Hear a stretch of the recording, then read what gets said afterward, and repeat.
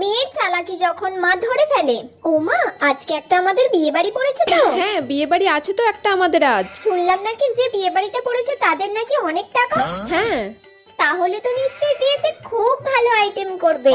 হ্যাঁ, ঠিক আছে, তুই তাড়াতাড়ি রেডি হয়ে নে, বেশি দেরি করিস না, তোর আবার সাজতে গুজতে বেশি লেট হয়। আচ্ছা মা। আমি যাই, আর যে কাজগুলো বাকি আছে সেগুলো তাড়াতাড়ি সেরে নি।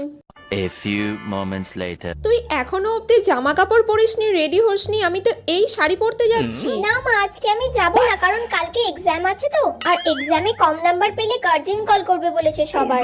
আচ্ছা, তাই আমাকে পড়তে হবে মা এখন ভালো করে। এই মোবাইলটা আমি নিয়ে গেলাম, মোবাইলটা থাকলে তোর কনসেন্ট্রেশন নষ্ট হবে না, সেই কারণে আমি তোর মোবাইলটা নিয়েই চলে যাচ্ছি। নে নে, তুই তাহলে ভালো করে পড়াশোনা কর এখন। আমি যাই, আবার না হলে দেরি হয়ে যাবে আবার আমাদের যেতে। যা তেরি, মা মোবাইলটা নিয়ে চলে গেল। এবার আমি রাহুলের সাথে কিভাবে কথা বলবো? সব প্ল্যানে জল ঢেলে দিয়ে চলে